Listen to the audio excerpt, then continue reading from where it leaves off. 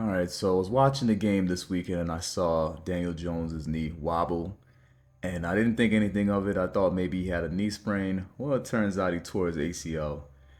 The crazy thing about the Daniel Jones situation is even if Daniel Jones had stayed healthy, if we don't win games, there was always going to be a conversation about what quarterback should we draft. And in my personal opinion, I think we should go with Drake if we're drafting in the top 3 or 4 because he's the best quarterback fit for us. I know a lot of Giants fans like Caleb Williams. He's a great player too. You could say he's better than Drake, but in my opinion, I think we should go with the best fit, not exactly the best player. The best player isn't always the best fit for you. It's not like the gap between Drake and Caleb are that big. My thing with Caleb is I'm not really feeling this whole crying thing because initially, if you look at my previous videos, I was all in on Caleb or Drake.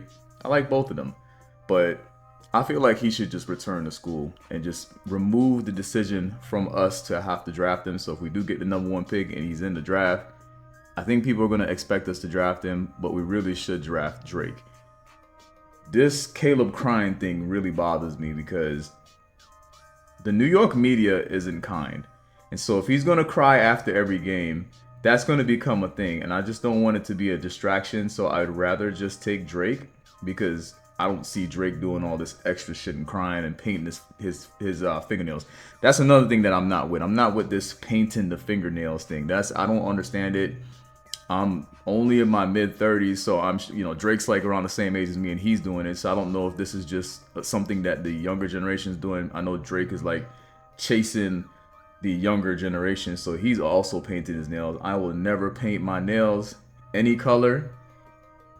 And the crazy thing is, I have a daughter, and she wanted to paint my nails, and I told her, nope, not painting my nails. I'm not rocking with it. Men usually don't paint their nails. I'm not going to explain to her that some men paint their nails and it's okay. Nah, that's not the norm over here. But yeah, we don't need the distractions in New York City. So I get it. A lot of the fan base, especially the ones that are black, are like, oh, the Giants never drafted a black player and they don't want a black player as the face of the organization.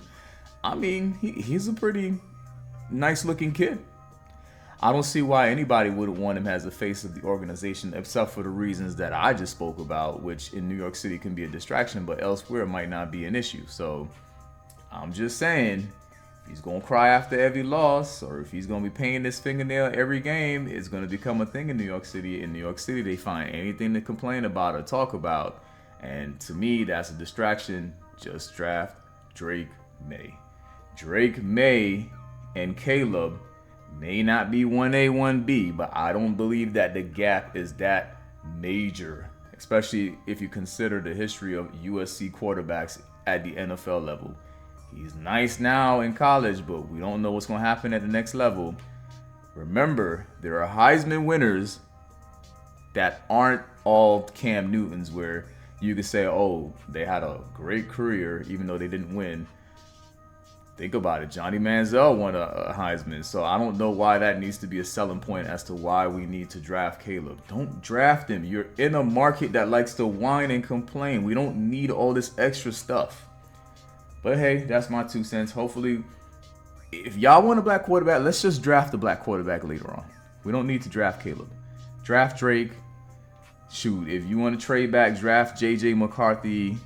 Anybody but Caleb.